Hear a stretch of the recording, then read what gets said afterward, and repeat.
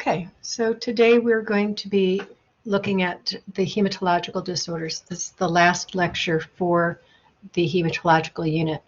The items that we're going to cover are polycythemia vera, immune thrombocytopenia purpura, and the thrombocytic purpura, which is very rare, hemophilia, neutropenia, leukemia, and lymphoma. With polycythemia vera, this is a disease where all of the blood products, all the different types of cells, are in excessive numbers. So they have a sustained increase in blood hemoglobin, red blood cells, white blood cells, and platelets. The symptoms that a person will have is hypertension because they have so many blood products in their blood that it exerts greater pressure on the arteries. The hematocrit is persistently over 55. The hands and feet have a dark appearance. They have superficial veins are distended because of the hypertension. Person may experience weight loss, fatigue, itching. The spleen is going to be enlarged because remember, the spleen acts as a reservoir for white blood cells and platelets and for excessive red blood cells. So it's going to be enlarged. Because of the massive amounts of platelets, red blood cells, white blood cells, the blood is not going to flow very smoothly, and that can lead to an MI or a CVA. And the patient is at risk of having some bleeding tendencies in spite of having an excessive number of platelets.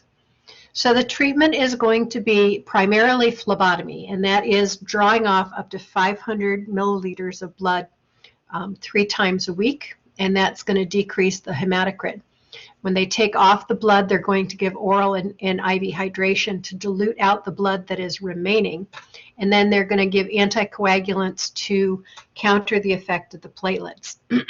Keep in mind, anytime with anticoagulants, you have to be concerned with bleeding precautions. They're going to suppress the bone marrow from producing more of these cells, and that medication is hydroxyurea. And we want to make sure that we're elevating extremities, and we are concerned about a DVT forming because of the excessive platelets forming.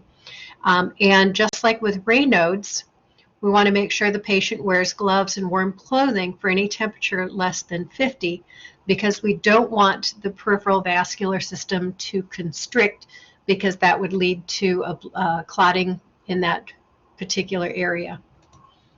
The nursing diagnoses are polycythemia for PCV. Anytime you have a risk for excessive clotting, you've got risk for injury because of that. You also have, if the blood isn't flowing well, you have a risk for peripheral hypoxia. Decisional conflict regarding smoking cessation. We know that nicotine is a vasoconstrictor, so we want to make sure that the patient is not doing anything that would constrict the blood vessels. So we need to talk about smoking cessation classes. We need to, again, remind them to wear gloves when the temperature is very below 50. It is very painful when you have blood flow of constriction to the peripheral. So pain is definitely a nursing diagnosis, and risk for ineffective tissue perfusion. So what do you see when a person has immune thrombocytopenia purpura? This is when you see ITP, it's immune. So it's a large bruise or a petechial rash. As example, on this gentleman's wrist, he has a very large bruise there. It can be basically anywhere on the body, but they're particularly prevalent on the arms, legs, upper chest, and neck. And the diagnosis is going to be done based on decreased platelet count with immune thrombocytopenia. Remember, thromboclotting, cytocells, penia, less than advertised. And not only are there not enough platelets, but the preliminary precursor cell of the platelets, the megakaryocytes, are going to be found in large numbers in the bone marrow. So the nursing diagnosis in PC for immune thrombocytopenia purpura is risk for injury, because they have, obviously, if they don't have enough platelet counts, they can become injured, and hemorrhage secondary to decreased platelet count. With immune thrombocytopenia purpura, the interventions are going to be, we need to prevent bleeding because there's not enough blood clotting cells. And they will, because it is immune, the immune system is attacking. So we're going to use drug therapies to suppress the immune function. And typically you see a patient who gets a prednisone for that. They may do blood replacement therapy, and we're talking about platelet transfusions.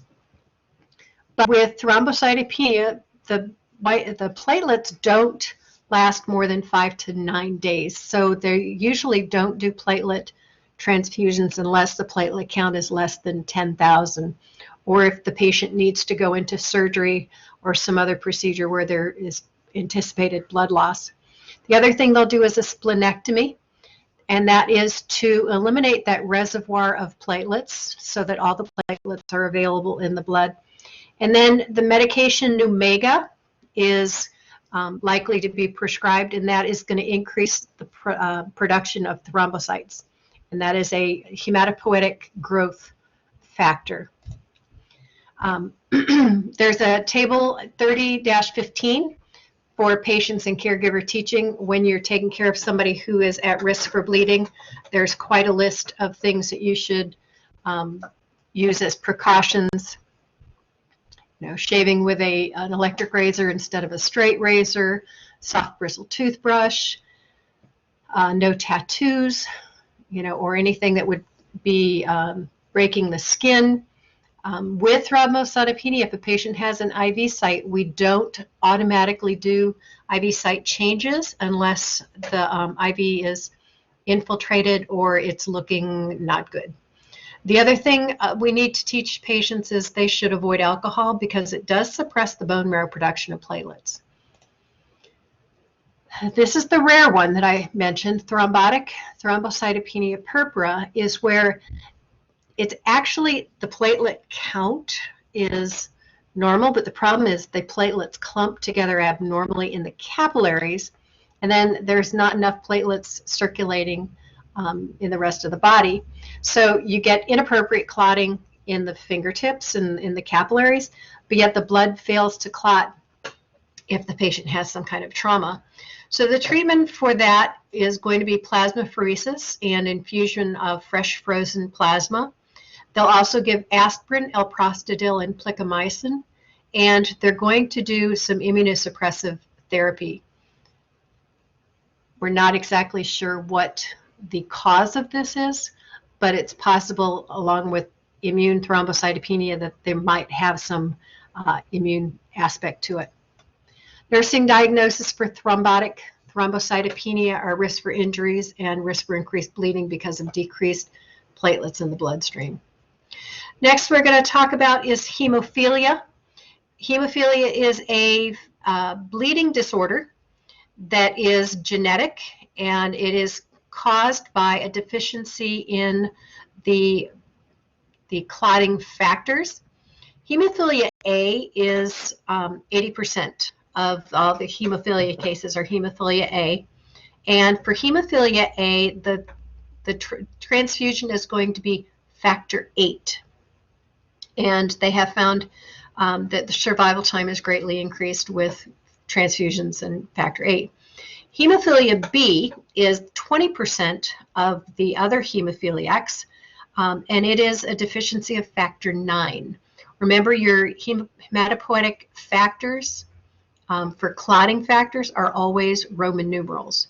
And Christmas disease was actually named for the young man who presented with this, and the doctors found that it wasn't hemophilia A, it was B. And so they named the disease after the child, which was nice because most doctors, they find something new and they want to name it after themselves, right? So it is X-linked recessive, which means that the women are the carriers. So if a woman is a carrier, she has a 50-50 chance of passing it on to her offspring. If she passes it off to a girl, she will then become a carrier. And the sons, if they get the gene, they will have the disease. So if that son who has the disease then has children, he will pass the trait to his daughters, and they become carriers, but his sons will not have it or be carriers because it has to come from the X link, from the women. And this is an example of the genetic diagram.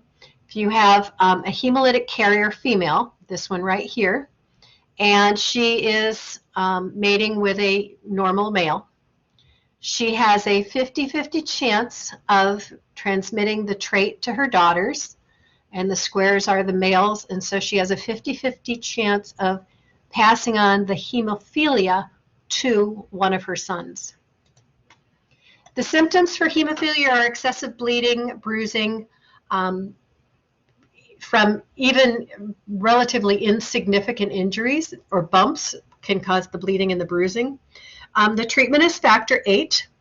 This is a blood product, so there may be some religious groups that will not accept factor VIII, in which case you hope that child doesn't get seriously hurt, because that's the only thing that's going to make them stop clotting. Factor VIII infusion can be done at home. We teach parents of hemophiliac children how to start an IV, and they can store the factor VIII in the freezer. They just have to get it out and thaw it out, and then they can infuse it. It's important, if the bleeding is going into a joint, that they immobilize the joint and apply ice. That joint should be rested and non-weight bearing until the swelling goes down. Otherwise, it can permanently damage the joint. Obviously, if you have a bleeding disorder, you want to make sure that they're avoiding aspirin and never put heat on an injury, because that's going to vasodilate the blood vessel and increase the bleeding. Now, home infusion is for treating relatively minor bumps and bleeds. But if there's a head injury and the kid comes in from riding his bike and he's crying, he hit his head, didn't have a helmet on, and you can't tell if there's bleeding going on in the brain because it's encased in the skull. If there's bleeding in there and the skull obviously is holding everything in, the swelling is going to cause the brain to herniate down through the brainstem, and that is fatal. So any head injury, they need to go to the hospital and get checked out immediately, because they can do a CT and see if there's any bleeding into the brain, and they have the ability to then put in a burr hole or open up the brain, the skull, get the blood out to relieve the pressure.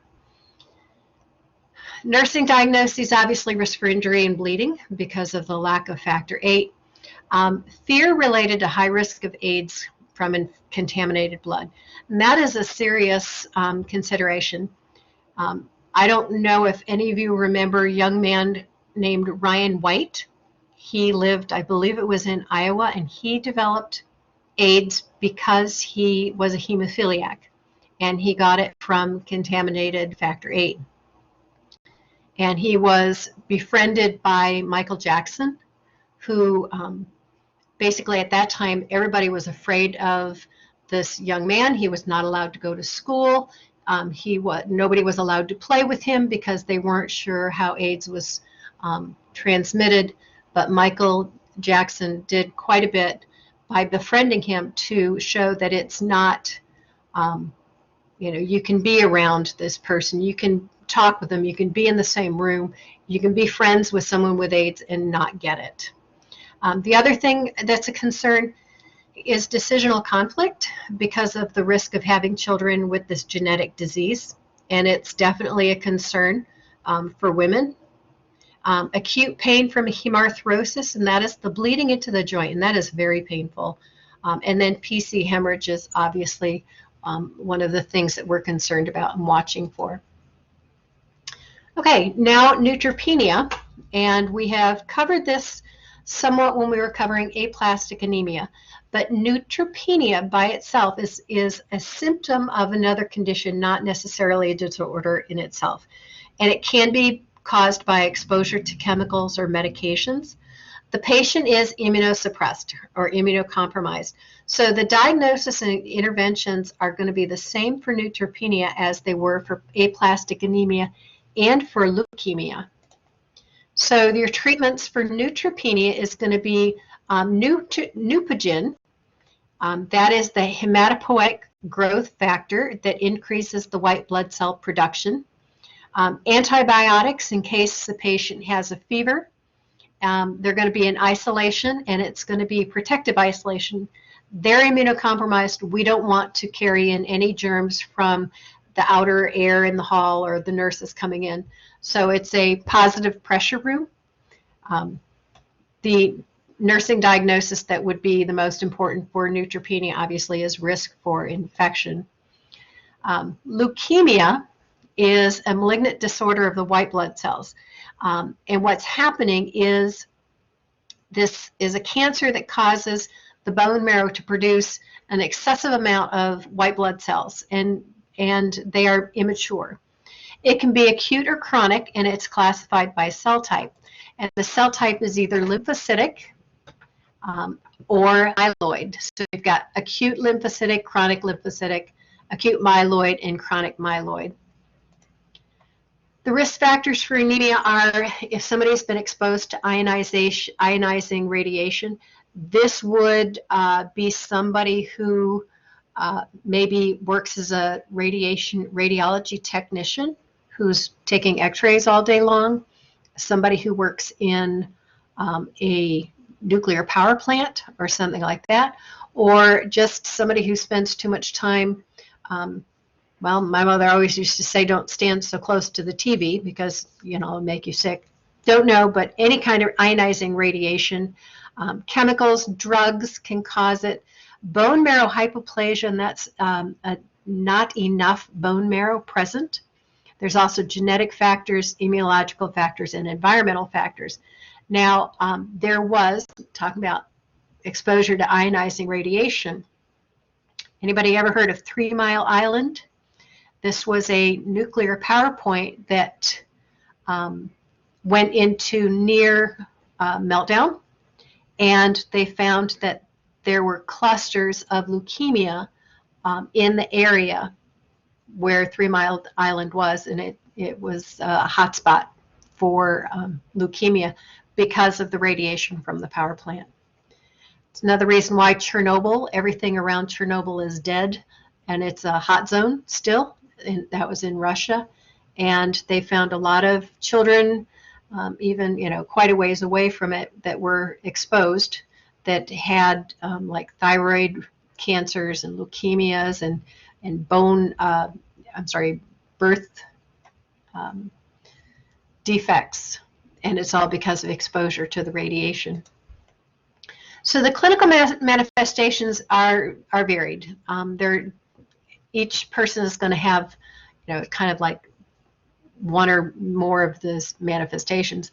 But basically, the bone marrow is failing because it's got so many abnormal cells that they can't make normal bone marrow elements. And because the bone marrow is not making its normal production of types of cells, it basically shows anemia, not enough red blood cells, not enough platelets, and a decreased number of white blood cells. So the symptoms kind of relate to the types of cells that are defective. Bruising and pallor, cool to touch, anorexia, weight loss, hepatomegaly and splenomegaly. That has to do with the increased red blood cells. Hematuria, again, more red blood cells. Tachycardia, palpitations, dyspnea on exertion, orthostatic hypotension. Opportunistic infections are huge in leukemia. We have to be very careful to protect the patient, especially if their white blood cell count is so low. The leukemic cells can cause a lot of different problems: bone pain, meningeal irritation. That would be severe headaches and kind of like almost on a migraine scale. Oral lesions and solid masses called chloromas. So diagnostically, we're going to look at the peripheral bone or blood evaluation and look at a bone marrow evaluation. And that's going to tell us what is lacking in the blood or what the bone marrow is looking like as far as its ability to produce cells. So to identify the cell subtype and stage, you have to look at the morphological and histochemical and immunological and cytogenic methods. Basically, you're looking at the shape and the makeup of the cells and what triggered those cells to be formed. So typically for leukemia, they're going to see decreased hemoglobin and hematocrit levels and platelet counts. Basically, the red blood cells count is going to be low, platelet count's low. Now, the white blood cell count is going to be abnormal, but it could be low, or it could be normal or elevated, but usually it's quite high. And the higher it is, the poorer the prognosis, because it means that the bone marrow is producing an excessive number of immature white blood cells. The reason they're at risk for infection is because those white blood cells that are being produced are immature and not able to fight infection. So the way to do the testing on the cytology is doing a bone marrow aspiration and biopsy. And this is an example of what it looks like. The area that typically they'll use is the sacrum. And I have stood in on a bone marrow biopsy one time, and I think it's the only procedure where I almost fainted. They numb the skin and make a little cut in it, and then they have this. It looks like a corkscrew, where it's got a core and then it's got a handle, and they kind of screw it into the bone, and you can hear the scraping as you screw it in, and then it goes thunk and sits down a little bit when it gets into the bone marrow. And then they attach a syringe to it and they aspirate out that bone marrow. The patient will feel a tugging sensation. I think what made me almost pass out was the patient was moaning and seemed to be in significant pain. And that just about did me in. Primary nursing diagnosis for leukemia is risk for infection, and that's because of the altered white blood cell production and immune function. So it's usually the major cause of death for a client with leukemia, and sepsis is a common complication. Where does the infection come from? We've got them in an isolation, etc. Auto-contamination is the most common cause of infection. So what does auto-contamination mean? Auto means from yourself. So auto-contamination would be from the bacteria on the patient's own system, or their skin, their urine, their stool, that gets into an open area or gets into the blood, and it causes that infection. The other type of contamination is cross-contamination, and that's where the patient gets the bacteria from something else in the environment, or a visitor comes in and didn't wear a mask or something like that. So the interventions for leukemia is we want to make sure that anybody caring for this patient and the patient themselves do frequent hand washing. They should be in a protective or reverse isolation room. That means that it's positive pressure, so that the air in the room is overpressurized. So when the door opens, the air from the room goes out into the hall, and that prevents bacteria that is floating in the air in the hall from coming into the room. They will be on a HEPA filtration or laminar flow system. Masks for visitors with upper respiratory infection. In today's time with the corona, I'm sure that anybody who's at all having any kind of respiratory symptoms would not be allowed anywhere near a patient who is immunocompromised. They're going to do prophylactic anti-infectives. That would be antibiotics prior to any kind of invasive procedure, dental work, etc. Just like with aplastic anemia and neutropenia, a patient with leukemia is going to be on a minimal bacteria diet, no raw foods, and you've seen this slide before. Vital signs every 4 hours because we're concerned about infection. The first sign would be an elevated temp. Anything more than 1/2 a degree means they possibly have an infection going on. Skin care and respiratory care. Again, the skin care, our concern is keeping their skin clean and dry and avoiding anything that could possibly cause a wound. Respiratory care, good pulmonary toilet, which is coughing and deep breathing, and definitely no flowers or plants in the rooms because those have bacteria in them. So additional nursing diagnoses for leukemia is ineffective protection, and that's because they have not enough platelets and they're at risk for bleeding. Or you could put risk for bleeding as an additional nursing diagnosis. Fatigue because of decreased red blood cells. Remember, the hemoglobin and hematocrit are decreased. When a person has severe anemia, they have fatigue. And anxiety because of fear of diagnosis. Anytime somebody gets a diagnosis of cancer, leukemia, something like that, they're afraid that they're going to die from that. So if the chemotherapy is not successful with leukemia, the next treatment option is bone marrow transplantation.